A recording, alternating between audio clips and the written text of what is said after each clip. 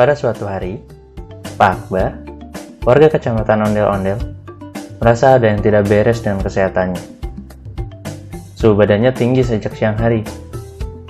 Pak Akbar pun merasakan sakit di bagian perut, rasa mual, dan tidak bisa menyantap makanan karena selalu berujung muntah.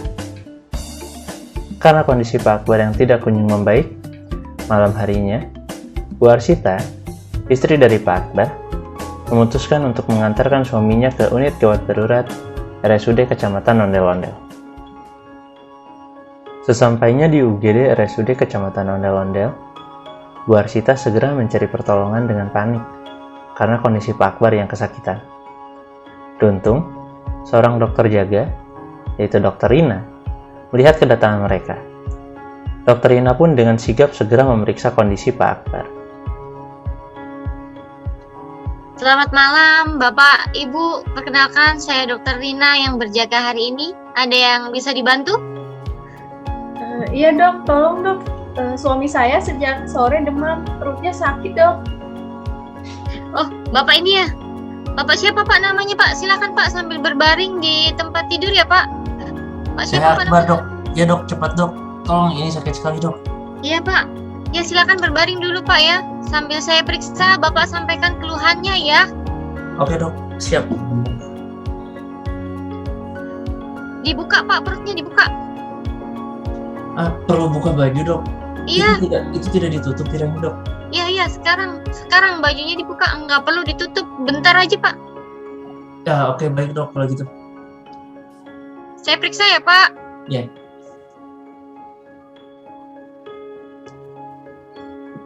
Oke Pak, sekarang saya akan pegang perut Bapak ya.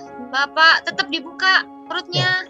Ini sakitnya di bagian sini dok. Sebentar ya. Sebentar saya cek di mana letaknya ya. Di mana ya? Sebelah mana? Ini di Itu ya? ya, di sebelah sini dok. Jangan lupa kakinya ditekuk Pak. Iya. Ini Ya, saya udah seharian mual-mual terus dok. Saya pegang ya perutnya. Yang ini kah yang sakit Pak? Iya itu sakit. Kalau yang ini? Itu enggak. Enggak. Yang ini? Itu sakit iya. Oh iya baiklah Pak. Gimana Pak keluhannya Pak? Ada Saya demam kah? Dari pokoknya seharian ini saya mual-mual terus dok. Mau makan juga sampai tidak bisa. Makanan yang masuk mulut saya pasti saya muntahkan semua lagi dok. Oh iya Pak. Bapak agak sedikit demam. Saya periksa dulu ya Pak. Mana Pak? Iya dok. Ya. Oh iya Pak, 38,3. Bapak demam. Kira-kira Bapak ngerasa seperti ini udah berapa lama Pak? Ini sekitar dari kemarin dok. Pokoknya saya susah makan terus mulai agak gak enak badan dok. Muntah. Seharian Ya, muntah. Muntah-muntah iya. Setiap saya makan pasti muntah-muntah langsung dok. Ya udah Pak. Kalau gitu Bapak setelah dari hasil pemeriksaan saya tadi dan dari keluhan yang Bapak sampaikan, nih ya perkiraan saya nih ada 3 kemungkinan. Yang pertama Bapak bisa kena emah atau gastritis. Dan kemungkinan yang kedua yaitu demam tifus Pak. Dan yang ketiga ini Pak yang saya khawatirkan nih, Bapak bisa sakit usus buntu. Waduh, usus buntu dok.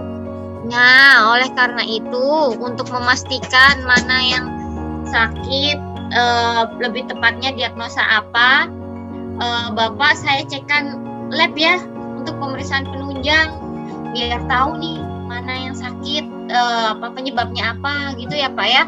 Saya izin ambil darahnya Bapak ya. Ya boleh dok. Yang penting asal saya sembuh saja dok, silakan. Nanti perawat saya yang akan ngambil darahnya ya. Ya.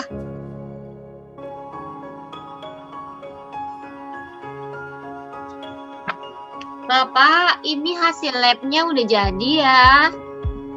Ya dok, bagaimana dok? Ini setelah saya analisa ya dari hasil labnya. Pertama dari keluhan Bapak dan pemeriksaan fisik yang sudah saya lakukan.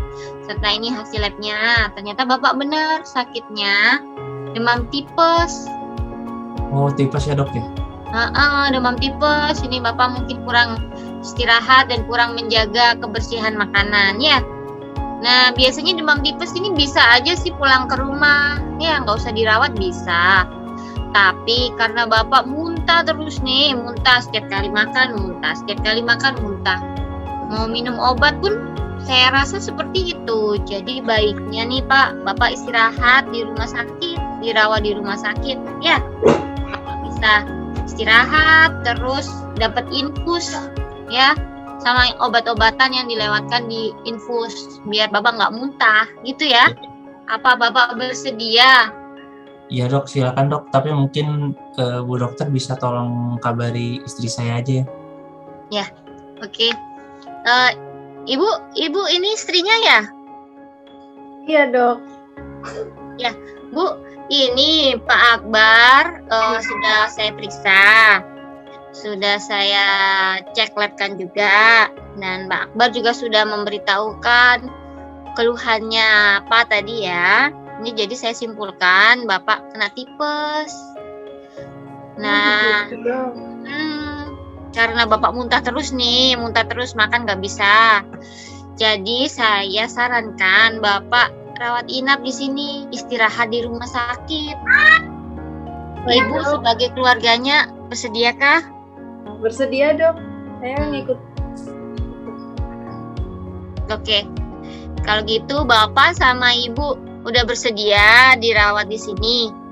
Nah, setelah ini Ibu ngurus surat-surat persetujuan rawat inap, persetujuan pemeriksaan dan tindakan di rumah sakit. Ibu ngurusnya di ruang administrasi ya. Di sana nanti ketemu Mbak Bella. Ya, Baik, itu ya Bu ya. Baik Bu Dokter. Setelah ditangani oleh dokter di UGD, berdasarkan rujukan dokter, Pak Akbar diminta untuk menjalani rawat inap karena kondisi yang tidak memungkinkan untuk dirawat di rumah. Maka, Bu Arsita yang menemani pun segera mendatangi bagian administrasi untuk mengurus perihal rawat inap di RSUD Ondel-Ondel. Permisi Mbak. Ya, ada apa Bu? Ini suami saya diarahkan untuk rawat inap. BPJS dan KTP-nya mana? Punya suami saya atau punya saya Mbak? Yang sakit siapa Bu?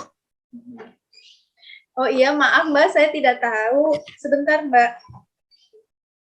Ini Mbak. Saya periksa dulu ya, bentar. Sambil saya jelasin ya Bu. Kalau misalkan ada keluarga ibu yang mau dirawat di sini, suami ibu, adik ibu harus lengkapi dulu semua persyaratannya. Berkas pasiennya ya, bukan berkas ibu. BPJS, KTP pasien. Nah, ibu sebagai walinya, sebagai istrinya, ibu cukup menandatangani surat persetujuan tindakan dan perawatan. Kalau itu semua udah ditandatangani, ibu sudah setuju, baru pasien bisa dirawat inap. Paham nggak Bu? Apa perlu saya ulang? Paham Mbak. Wah, Ya udah, bentar ya. Nih, udah selesai. Silakan. wah cepat sekali ya Mbak. Sekarang udah tidak ribet ya Mbak. Tentu saja Bu, kita kan sekarang sudah ada sistemnya. Data kita saling terhubung. Ibu nggak usah lama-lama lagi di sini. Ibu sekarang bisa naik ke lantai perawatan Bapak ya. Lantai 3, ruang 307. Ibu jalan terus, nanti ketemu papan informasi. Di sebelah kiri Ibu ada tangga, di sebelah kanan Ibu ada lift. Pilih aja mau pakai yang mana buat naik ke kamar Bapak ya. Baik Mbak, terima kasih Mbak. Sama-sama. Pada suatu malam, keluarga pasien mendatangi nurse station, meminta bantuan perawat untuk mengganti infus pasien yang hampir habis. Permisi suster, Iya, selamat malam Ibu. Ada yang bisa saya bantu? infus suami saya hampir habis sus. Gimana ya sus? Baik, saya cek rekam medisnya dulu ya Bu. Nama suami Ibu siapa dan dirawat di ruang berapa ya Bu? Namanya Akbar, ruang 307 sus. Baik, Pak, untuk Pak Akbar, Ibu silakan tunggu di ruang saja ya. Nanti saya siapkan dulu infusnya, saya segera ke sana. Terima kasih sus. Sama-sama Ibu. Setelah memeriksa rekam medis dan menyiapkan pengganti cairan infus, perawat bergegas menuju ruangan pasien. Sesampainya di ruangan pasien, perawat segera mengganti cairan infus dan memastikan infus tersebut mengalir dengan baik. Selamat malam Bapak, infusnya sudah saya ganti ya, ada yang bisa saya bantu lagi? Sepertinya untuk sekarang sudah cukup Sus, tidak ada lagi. Terima kasih banyak ya. Sekarang saya lihat pelayanan rumah sakit bagus sekali, cepat, perawatnya juga tanggap dan responsif. Padahal ini sudah malam loh. Kalau dulu rasanya lama sekali, harus dipanggil berkali-kali dulu, baru pasiennya diberi tindakan. Iya sus, kalau dulu jika sudah mendekati tengah malam begini, tidak ada suster yang yang jaga, mejanya selalu kosong. Iya, Bapak, Ibu, kami selalu berusaha meningkatkan kualitas pelayanan kami kepada pasien. Semoga Bapak Ibu puas ya dengan pelayanan kami. Bagaimana Bapak Ibu, ada yang perlu saya bantu lagi? Oh, sudah, saya pikir sudah cukup Sus. Terima kasih banyak ya.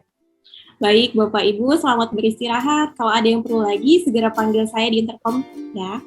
Baik Sus. Beberapa hari kemudian, dokter dan perawat hendak melakukan kunjungan harian untuk melihat kondisi Pak Akbar. Sebelum memasuki ruangan pasien, dokter melihat hasil laboratorium pasien terlebih dahulu. Ternyata, hasil lab tersebut menunjukkan kondisi Pak Akbar yang kian membaik. Selamat pagi, Bapak. Dokter, selamat pagi dokter. Apa kabar hari ini? Kayaknya udah sehat nih, udah bisa makan. Baik dokter, alhamdulillah. Kalau sekarang sepertinya saya sudah tidak sakit lagi. Ini perut juga sudah agak enakan. Makan juga ini saya sekarang udah bisa makan lagi dok. Oh iya. Bapak, kalau gitu udah nggak demam lagi ya sejak kemarin ya? Ya, waktu kemarin itu kalau tidak salah demamnya sudah turun dan badan saya juga sudah enakan aja dok, udah tidak panas lagi. Oh iya, iya Pak ya. Ini juga saya udah lihat dari rekam medisnya. Kalau Bapak udah 2 hari ini nggak ada demam. Ya, udah 5 hari di sini loh Pak. Bapak mau nggak lebih lama lagi di sini? Malah Bu, saya pengen cepat pulang Bu. Enggak ya, ya udah ini udah baik, udah enggak demam, udah enak makan, enggak muntah ya. Iya. Ya udah, hasil labnya juga udah bagus nih di sini udah bagus, udah normal lagi ya. Udah Bapak boleh pulang ya. Nanti di rumah dijaga makanannya ya Pak ya. Jangan sembarangan makannya ya. Sebelum makan cuci tangan, jangan lupa ya. Dan kali saya bakal lebih berhati-hati deh dok. Ya, kalau gitu nanti sebelum pulang Bapak saya bawain obat, saya tulis resep ya. Ya. Nah, nanti diminum di rumah ya obatnya. Terus sebelum pulang lagi nanti dilepas infusnya ya sama perawat saya ya. Ya baik. Gitu ya. Baik, Nah, ada yang ditanyakan lagi Pak? Sepertinya sudah cukup jelas ya dok. Makasih banyak ya dok ya. Masih banyak untuk bantuannya selama ini ya. Saya puas sekali dengan pelayanan di rumah sakit ini. Makasih banyak dokter, suster. Ya, semoga sehat selalu ya Bapak. Saya izin visite ke pasien yang lain ya Pak. Ya, silakan Bu dokter. Izin lepas infusnya ya Pak. Oh iya, silakan suster. Nanti sampainya di rumah dijaga kesehatannya Pak, makan yang teratur. Terus juga tadi dokter pesan untuk sementara hindari dulu makanan pedas ya Pak. Kurangi juga buah dan sayur sampai seminggu ke depan. Oke, baik kalau begitu suster. Siap. Terima kasih banyak atas bantuannya selama ini ya suster ya. Saya puas sekali dengan pelayanan di sini. Sama-sama Bapak, kami selalu berupaya untuk memberikan pelayanan yang terbaik. Saya doakan semoga Bapak selalu diberi kesehatan oleh Tuhan Yang Maha Esa. Amin. Setelah ini, istri Bapak bisa menyelesaikan administrasi pulangan pasien ya Pak. Baik, terima kasih banyak suster. Sama-sama Bapak, saya permisi dulu Pak. Ya, silakan. Setelah diperbolehkan pulang oleh dokter, Bu Arsita beranjak ke loket administrasi untuk mengurus administrasi kepulangan Pak Akbar. Siang itu, loket terlihat sepi. Bu Arsita langsung menyapa admin. Dengan raut wajah yang sumringah, admin menjawab sapaan keluarga pasien. Siang Mbak, ini suami saya sudah boleh pulang. Siang Ibu, Akbar di kamar 307 ya? Iya Mbak, betul, alhamdulillah. Mbak, kok sekarang sudah tidak jutek lagi? Oh, mohon maaf ya Bu, waktu itu saya mengantuk, lelah sekali. Sebentar saya cek dulu ya data suami Ibu. Ini dokternya tidak pakai tambahan obat dari luar BPJS ya.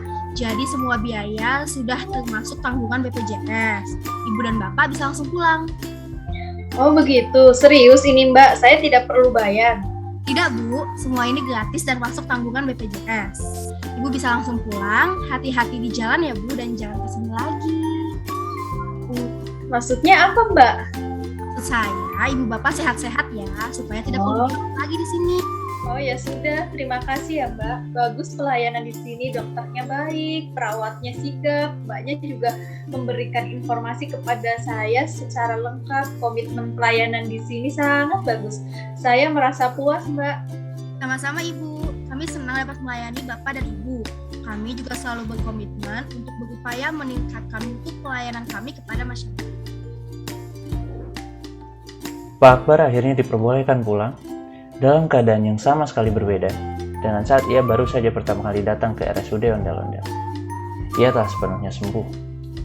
Perutnya tak lagi merasakan mual, sehingga ia bisa kembali makan seperti sedia kala.